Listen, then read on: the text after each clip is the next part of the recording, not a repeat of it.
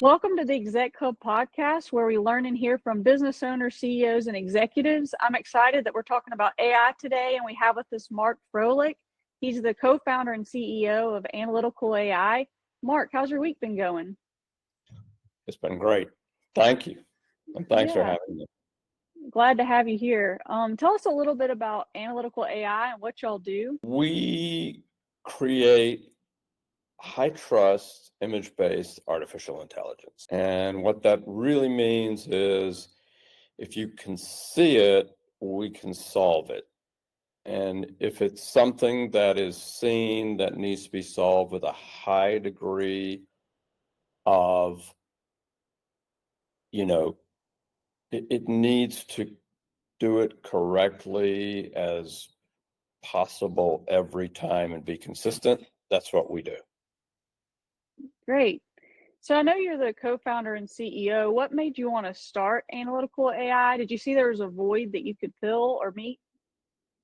No, it was more by chance. So Okay. I've been in the turnaround and distress business for about 16 years.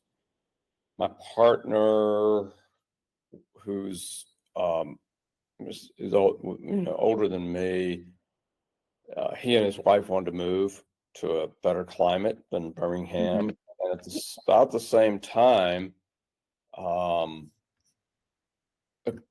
small group of guys have been coming to me with their AI and what they're working on, just asking advice. And they had actually created a triage healthcare AI product. And, asked if I wanted, they finally said, look, we want to form a business, but none of us have business experience. So would you consider co-founding the company with us?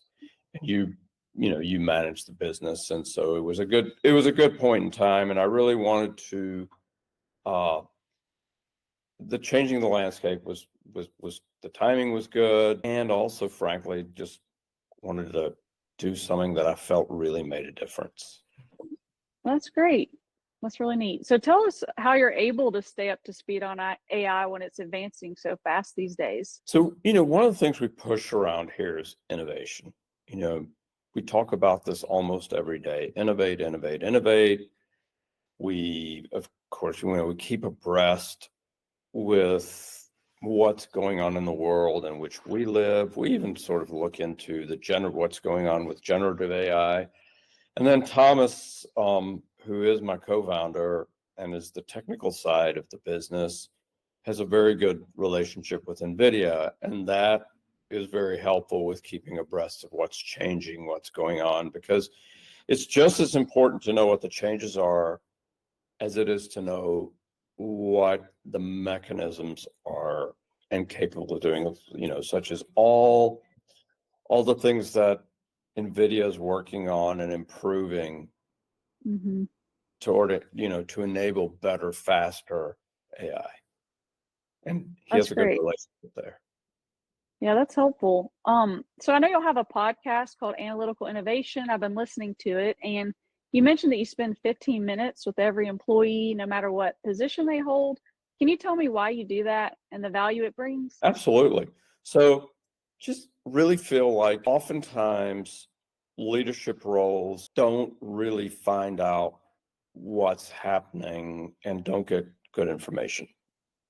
So you take the risk of being told what you want to hear. That's really not good for a business leader because you're not really learning what truly is going on. You may drink your own Kool-Aid. People may say yes to things that they should say no to.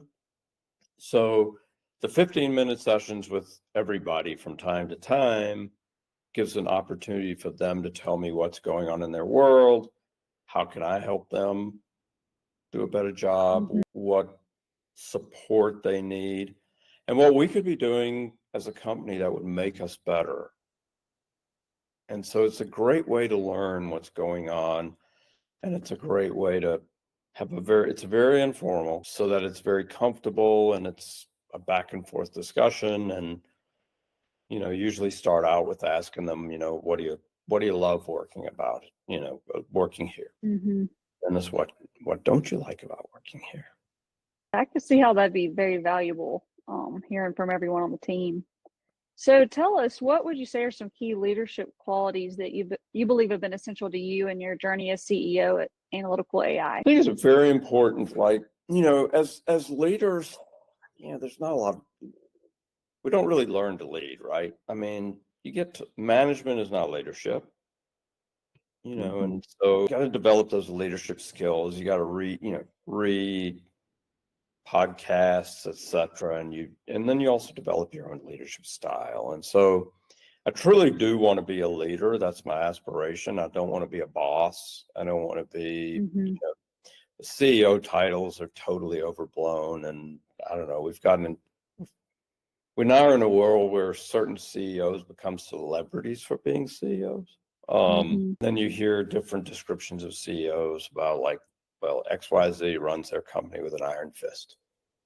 And that's not, I want people here to be inspired to do what they do, not do what they do because one of the leaders here just tells them you got to do it, or do it because. So we want to get people to do what they need to do and push them from a point of inspiration rather than just telling them, than using our rank, right? We don't want to use rank to get people to do what they need to do. And we also like to lead from the front. None of us are going to ask somebody to do something that we wouldn't do ourselves. That's great. And I know your team has grown fast from 5 to 17 employees in 2.5 years. What are some of the reasons that you think have caused your team to grow so fast? So it's really been because we've pursued contracts that we've won, which have required more people. Then we also like to invest in our people. So we're very careful in making sure that whoever comes in here fits the culture. Retention is an important metric for us. So, we want to pick great people. We want to make sure they stay. We want to make sure they fit in. So, we've gotten the people on the bus that we should have on the bus, and we've had a couple failures. We've had a couple people that we chose that did not fit. But 2 out of 17 is not a bad number.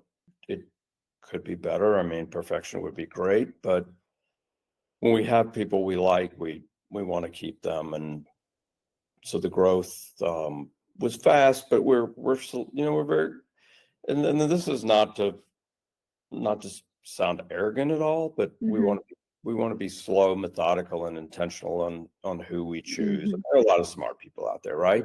But it's the smart person that fits in here, the smart person that cares about why we do what we do, because we are mission driven. Everything we do has to either improve somebody's life or make them safer. And if it doesn't fit in that, we don't do it. So we don't just do anything that comes our way. And I actually tell people in interviews, look, no judgment. Everybody's different. If you don't deeply care about that mission, please don't come here. Yeah. That's good, getting everybody on board with your culture. And I've been to y'all's office. It's a great team. And so everybody needs to go check out Analytical AI. But one last question I had was, what advice do you give to business leaders that are looking to leverage AI in their own industries? Take a good look inside your business as to what would be appropriate for it. So, AI is like a hot thing right now, right? And one of the problems is there's so many companies out there trying to sell AI for everything, solve every ill. It's like the current elixir, right? Yep. Solve all your problems. A lot of like repetitive tasks that your team will be working on, there could be a really great AI solution for that. And it frees them up to do more things that are maybe of higher value. Yeah. And as human beings, we don't tend to love repetitive, and that repetitive can get boring, right? And when we're bored, we don't do our best work. And AI can really do a great job of that because it doesn't get tired, it doesn't get bored, and it's consistent. So those are the kind of things. And then, of course, generative AI, there are a lot of people using that in their business, whether it's for writing reports, querying things, setting up an outline for something that they do want to write. There are a lot of use cases. It's just, I would suggest just be careful what you choose to use the AI for. Somebody out there that'll say you anything. That's for sure. Well, thank you, Mark. We've loved having you on here. And I just Thanks for asked having me. It's been a lot of fun.